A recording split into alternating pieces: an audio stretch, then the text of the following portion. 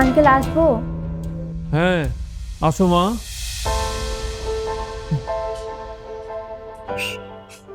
আচ্ছা, আমার লেখাটা কি ছাপা হয়েছে? আঙ্কেল, ওইটা আমি আমার এক পরিচিত মানুষের কাছে দিয়ে এসেছি, সে জমা দিয়ে দেবে। আলহামদুলিল্লাহ। ভাবছি এই লেখাটা ছাপা হইলে আর একটা লেখা লিখবো। আচ্ছা লেখেন। আহ, আঙ্কেল, একটা কথা জিজ্ঞেস করি। হ্যাঁ করো মা। আপনার ছোট ছেলে শুভ্র, ওকে বাড়ি থেকে তাড়িয়ে দিয়েছেন কেন? শুভ? চল বাবা। হ্যাঁ এই দেখো তোমার গুণধর ছেলেকে থানা থেকে ছাড়িয়ে নিয়ে এসছি। বললি থানা থেকে? মানে এই শুভ্র কি করেছে? কি করেছো ওকে জিজ্ঞেস করো। এই তুই জামিল ভাইয়ের গায়ে হাত তুলছিস কেন? কারণ ছিল তাই। কি কারণ? কিসের শত্রুতা তোর ওনার সাথে? বাবা, জামিল ভাই একটা মেয়েকে একা পেয়ে তার দোকানের মধ্যে নিয়ে যেতে চেয়েছিল। ভাগ্য ভালো এখানে আমরা কয়েকজন ছিলাম, তাই কিছু করতে পারে নাই। তাহলে তোকে কেন থানায় নিয়ে গেল? এই শুভ্র, তুই কি এখনো সারাদিন মাস্তানি গুন্ডামি এগুলো করে বেড়াস? বাবা, যা করছে আমি ঠিক কাজ করছি। তোমার ছেলে বেয়াদব হইতে পারে, কিন্তু অন্যায় দেখলে চুপ করে দাঁড়ানোর মতো ছেলে না। তাই? বাহ বাহ বাহ। অন্যায় দেখলে চুপ করে দাঁড়ানোর মতো ছেলে না, তাহলে তোকে থানায় কেন নিয়ে গেল? 20,000 টাকা জরিমানা আমার কেন দিতে হইলো? আচ্ছা, ব্যাপার অন্যায় করতে উনি মারছি, আমি তো আবার টাকা দিতে হবে কেন? একে তো তুমি মারামারি করে আসছো, তারপরে এসে আবার বুক ফুলায় গর্ব করে বলতেছো যে তুমি মারছো। হ্যাঁ শুনো, তোমাকে বলে রাখতেছি, তোমার ভাই আজকে কারো গায়ে হাত তুলছে, আগামীকালকে যে খুন করবে না তার কিন্তু কোনো নিশ্চয়তা নাই আছে।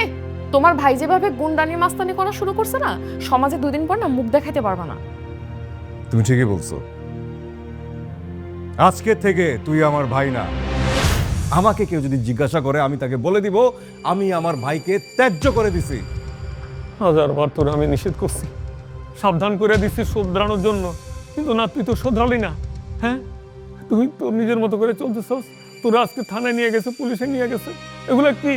এরকম ছেলে তো আমার ঘরে থাকার দরকার নেই। যা, তুই চলে যা। থামো বাবা, তোমার আর কোনো কথা বলার দরকারই নেই। তুমি ওকে লাই দিয়ে দিয়ে আজকে টোকাই বানাইছো। একটা টোকাই এই বাসায় থাকতে পারবে না। বেরো। ভাইয়া, বাবা, তোমরা সবাই যদি আমাকে বাইরে করে দাও তাহলে আমি কোথায় থাকবো? আমার তো থাকার কোনো জায়গা নাই। জাহান্নামে থাকবি তুই। তোর মতো কুলাঙ্গার ভাই থাকার চেয়ে না থাকা অনেক ভালো।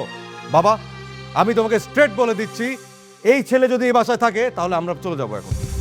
থাকবে না, তোমাদের যাইতে হবে না, তোমরা থাকো, আমি চলে যাচ্ছি।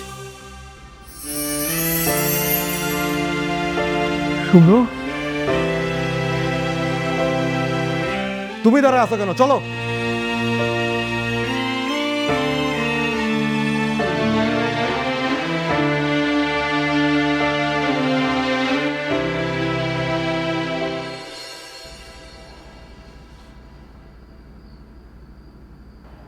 তারপর শুভ্র আর এ বাড়িতে আসে না, শুধুমাত্র ঈদের দিনগুলোতে সালাম করতে আসে, তারপর আবার চলে যায়।